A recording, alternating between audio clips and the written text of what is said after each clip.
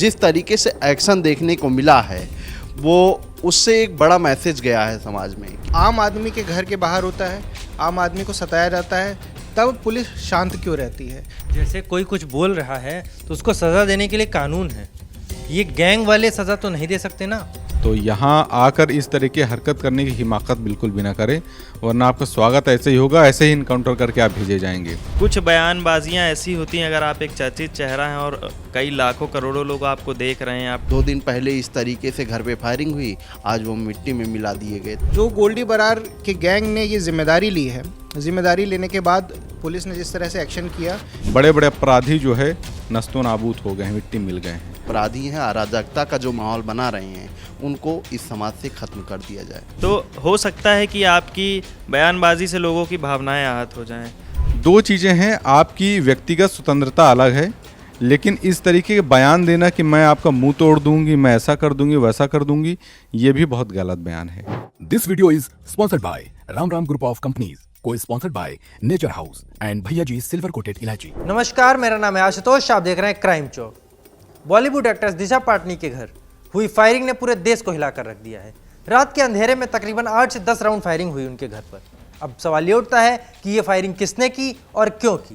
दरअसल उनकी छोटी बहन खुशबू पाटनी ने हमारे धर्म गुरुओं पर एक कथाकथित टिप्पणी की थी, तो इसे कुछ गैंग्स ने धर्म अपमान माना। इस फायरिंग की जिम्मेदारी कुख्यात गैंग गोल्डी बरार और रोहित गोडारा गैंग ने ले ली है। तो आइए इस मामले पर जानते हैं हमारे पत्रकार साथियों की क्या राय है। तो जिस तरह से आपने देखा, यूपी एसटीएफ और हरियाणा एसटीएफ और दिल्ली पुलिस स्पेशल सेल ने इस मामले की जांच की और 5 आरोपियों में से 2 आरोपियों का एनकाउंटर कर दिया। एक आरोपी हिरासत में है और 2 अभी तक फरार हैं। तो आप इस मामले को पूरा किस तरह से देखते हैं? देखिए, जो कार्रवाई हुई है वो बिल्कुल काबिले तारीफ़ है कि जिस तरीके से हमला होता है उनके घर पर। एक रिटायर्ड पुलिस अधिकारी हैं, वो दिशा पाटनी के पिता होने से पहले, तो जिस तरीके से उनके ऊपर घर के ऊपर हमला होता है वो बिल्कुल चिंताजनक था। अगर इस तरीके की कार्रवाई ना हुई होती तो कहीं ना कहीं पुलिस व्यवस्था पर सवाल उठते, लेकिन अभी ये कार्रवाई हो गई है तो बिल्कुल जो लोग डर दहशत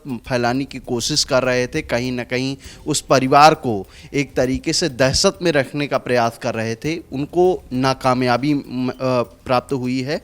और जिस तरीके से एक्शन देखने को मिला है वो उससे एक बड़ा मैसेज गया है समाज में कि पुलिस जो है अब वो मामलों को दबाने में नहीं, मामलों को ख़त्म करने में विश्वास रख रही है। आपने देखा 2 दिन पहले इस तरीके से घर पे फायरिंग हुई, आज वो मिट्टी में मिला दिए गए। तो कहीं ना कहीं उत्तर प्रदेश से जो मॉडल निकला है वो हर जगह की पुलिस फॉलो करने का प्रयास कर रही है और सबका एक ही ध्येय है कि जो अपराधी हैं, अराजकता का जो माहौल बना रहे हैं, उनको इस समाज से ख़त्म कर दिया जाए। जी बिल्कुल, जो आरोपी है उसे सज़ा मिलेगी।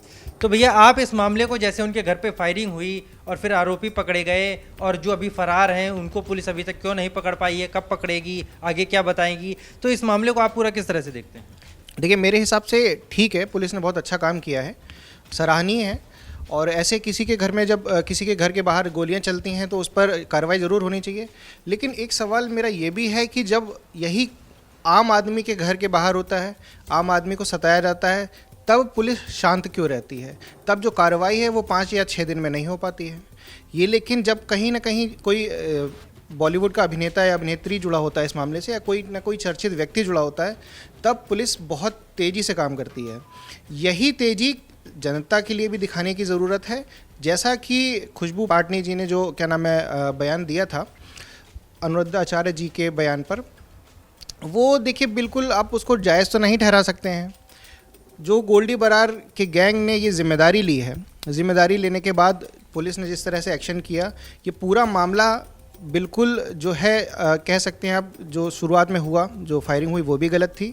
उसके बाद लेकिन जो एनकाउंटर हुआ, उस एनकाउंटर को तो मैं जायज़ ठहराता हूँ।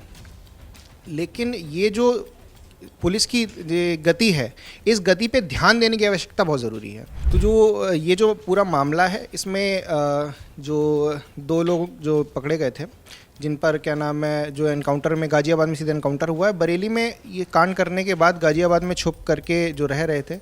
अब ये पूरा मामला कहीं ना कहीं देखा जाए तो मेरे हिसाब से ठीक है, जो एनकाउंटर हुआ है वो ठीक ही है।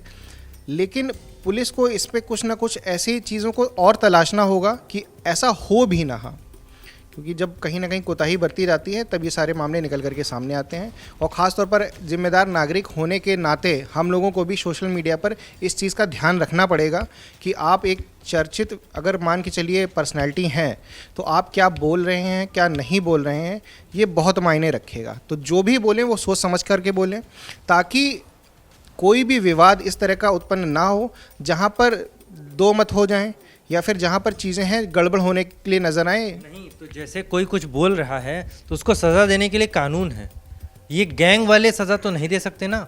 गैंग वाले सज़ा नहीं देते हैं, लेकिन भावनाएं सबकी आहत होती हैं। तो इसलिए आप जाहिर सी बात है, अब चर्चित आपको तमाम लोग देख रहे हैं, तमाम लोग फॉलो करते हैं, उनके खुद के जो चैनल हैं उन पर 6-7 करीब लाख जो है क्या कहते हैं सब्सक्राइबर्स हैं। आप सोचिए, तो आप मायने रखते हैं ना। आप तमाम क्लासेस चलाते हैं कि नहीं फिटनेस ये वो फलाना ठिकाना तमाम बातें करते हैं, और फेमिनिज़म का जो शब्द है, फेमिनिज़म की आड़ में आप कुछ भी तो नहीं बोल सकते हैं। उन्होंने अगर विवाद उठाया था, अब ऐसे में ये जो विवाद था बयान वाला, उसमें कहीं ना कहीं देखा जाए तो प्रताड़ित भी तो महिलाएं होती हैं। तो क्या उन्होंने इस चीज़ को गलत बोला था? वो धर्मगुरु हैं, आप मान क्यों रहे हो? मानते हो ना, तो फिर आप उनको इस तरह से गाली बक सकते हो, तो ये भी गलत था। जी बिल्कुल। तो भैया आपको क्या लग रहा है, जिस तरह से 2 आरोपियों का एनकाउंटर हुआ है और 2 अभी फरार हैं, तो जो फरार हैं उनको पुलिस क्यों नहीं पकड़ पाई है, कब तक पकड़ेगी? तो इस मामले को कैसे देखते हैं आप? देखिए, 2 बातें मैं कहना चाहता हूँ। पहली बात तो ये है कि उत्तर प्रदेश में अगर कोई भी गैंगस्टर इस तरीके की हरकत करता है तो ये जो एनकाउंटर हुआ है ये उन लोगों के लिए एक संदेश है कि अगर आप यूपी में आके इस तरीके के काम करेंगे तो आपका स्वागत योगी की सरकार जो है, योगी की जो पुलिस है, वो स्वागत इसी तरीके करेगी।